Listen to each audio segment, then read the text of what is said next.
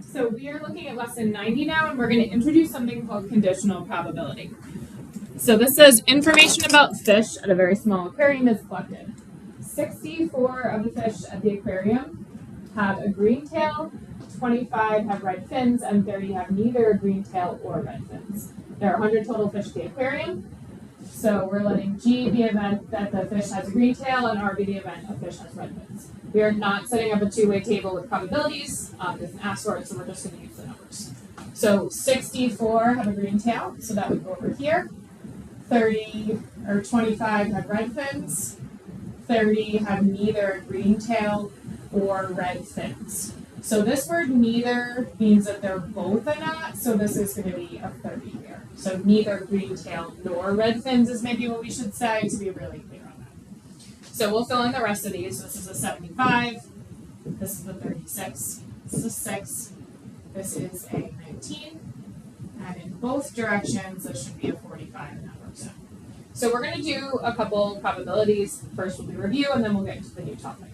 So it says, what is the probability that a randomly selected fish, I'm going to zoom in a little bit, just in the first place, a randomly selected fish has a green tail and red fins. So this is an and, this is an intersection. So we want G and R. And you will see R and G and R in this case doesn't really matter, right? They both mean the same thing. So G and R is 19 over the total, which is 100.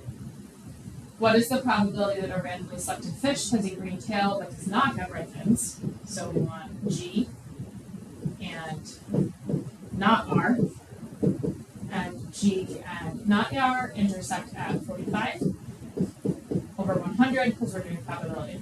We could reduce that one if we wanted to. What is the probability that a randomly selected fish has a green tail or, so the union, does not have red fins?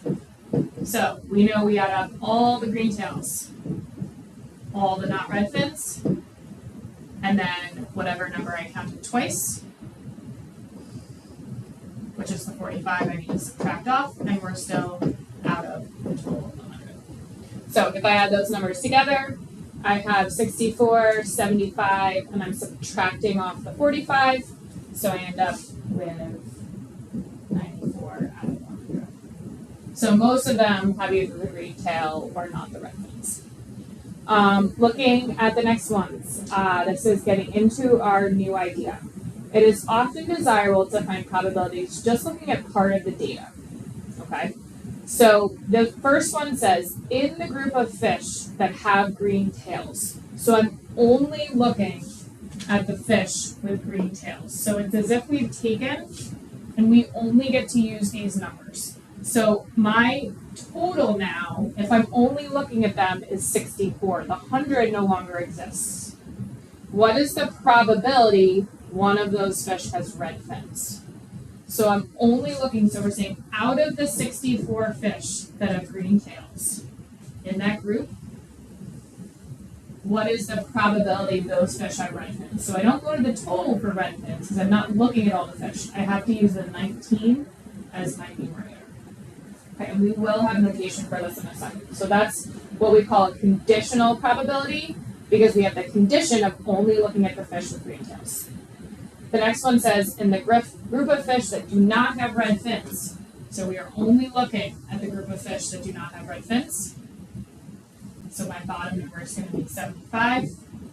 What is the probability one of those fish has a green tail? So in that column, which is all I can look at, only the not red fins, 45 of them have a green tail. So that is my probability. So this new idea of conditional probability says the probability of an event occurs given that you know another event has occurred. So this is my given. My given is that group I'm looking at. So you'll see the word given, and that's how we know we're doing a conditional probability. So this is how it would look. It says both D and E are types of this problem. Problem D is typically worded as follows. What is the probability a randomly selected fish has red fins given that they have a green tail? So this given means I only get to look at the green tails, right? So we only get to look at this one, so it's just problem D written over again. So that's my given. And I'm only looking at the red fish in that column. Okay, so I'm looking for red in the given green column, and that's where we get our 19 out of 64. So that's the wording of this question. Conditional probability means that the problem has a condition of only looking at a subset of the data. So the notation for this, we write A given B, and it's a line in between the two things. So B is the subset of the data we are looking at, and A is the event in that subset we are finding the probability of.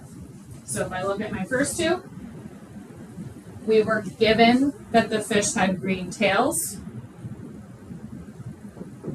right? And we were finding the probability of R. So that's R given G. And this is why we write in that order, because like this one says, what's the probability the fish has red fins given that they have a green tail? So whatever is here, that's the subset of the data that we're looking at.